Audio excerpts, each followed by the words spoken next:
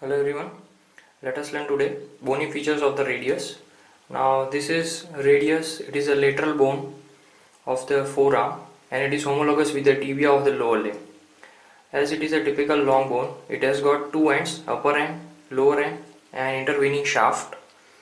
The shaft has got three borders and three surfaces with a nutrient foramen. Now let us see first the upper end, bony features. It bears a head which is dish-shaped and it is covered with hyaline cartilage. Okay. Now it will take part in two joints. The superior surface, which is concave, okay, that will articulate with the capitulum of the humerus and that will form part of the elbow joint. Let me show you. Now this is humerus and this is called as capitulum, right, and this is trochlea.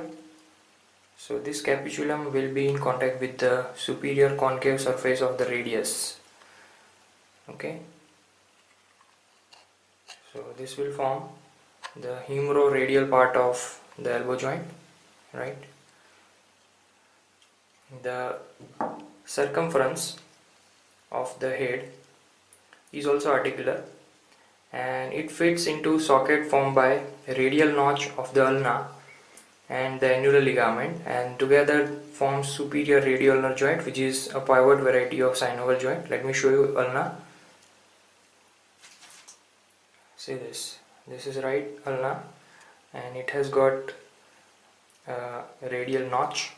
Okay, so here this is how the radius fits into it.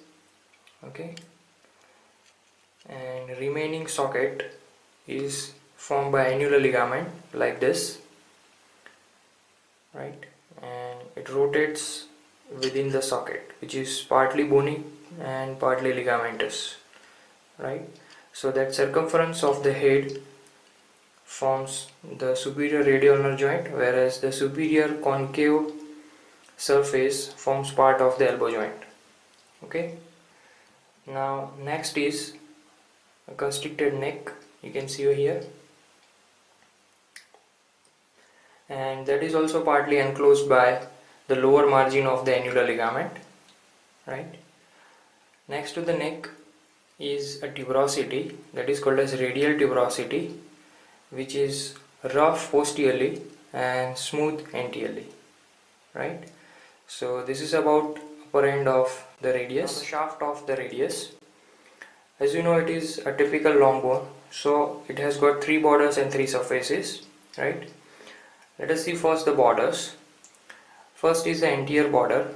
Now we know the side of this bone. This is right radius, so this is anterior aspect and here lies the anterior border. Okay, the anterior border extends from anterior margin of radial tuberosity, okay, to the styloid process. Now here is a styloid process. So this is the extent of the anterior border. The upper half of the anterior border is oblique and it is called as anterior oblique line. The lower half of the anterior border is vertical and it is crest like. Okay, say this, it is sharp, it is crest like, but this one is called as anterior oblique line.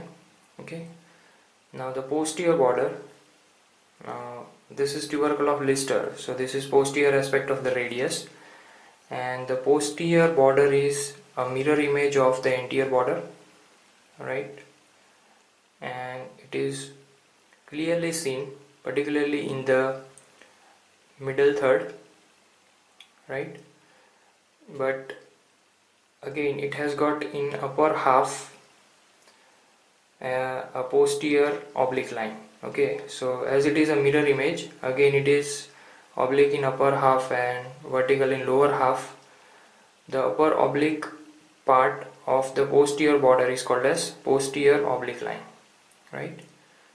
The third border is medial border, which is sharpest. It is also called as interosseous border because part of it provides attachment to interosseous membrane, and it extends from the radial tuberosity above, you can see over here, right, to the posterior margin of ulnar notch below, up to this point. Now this is ulnar notch, and head of the ulna accommodates here. Let me show you like this.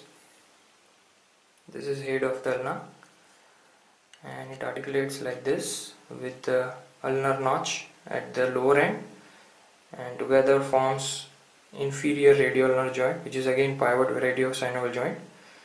Okay,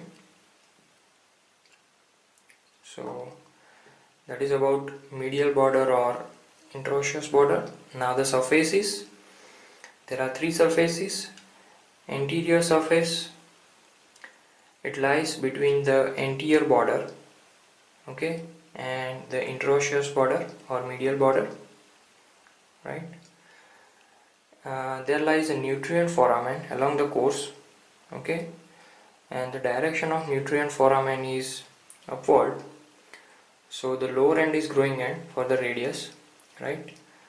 The branch of the anterior interosseous artery gives nutrient artery, right, to supply it. Now the posterior surface lies between the posterior border and the medial border, right, or interosseous border. Similarly, third surface is lateral surface, which is situated between anterior border and posterior border. Okay, specifically in the middle third it is rough, you can see over here, right. So that is about the shaft. Now the lower end is expanded, and it has got 5 surfaces: anterior surface, medial surface, lateral surface, posterior surface, and inferior surface, right. So the anterior surface, it is continuation of the anterior surface of the shaft, and it is crest like, and the radial artery is palpated against it, right. So that is anterior surface, but it is comparatively smoother as compared to the posterior surface. If you see, it bears 3 to 4 grooves, right, and a tubercle which is called as tubercle of Lister, right, which lies lateral to an oblique groove.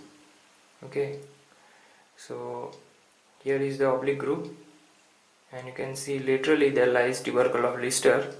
This oblique groove is lodging tendon of extensor pollicis longus, right. The medial surface is occupied by ulnar notch for the head of the ulna that we have discussed, right. The lateral surface is prolonged, and it forms the styloid process. Okay, the inferior surface, see this, it is articular, it is smooth, it is covered by hyaline cartilage, and laterally it has got a triangular articular surface, right, which accommodates with the scaphoid bone, and medially there is quadrangular articular surface for the lunate bone, right. Together these three bones and the articular disc will form wrist joint or radiocarpal joint. Okay, so this is about bony features of the radius. Hope you understood well. Thanks for watching.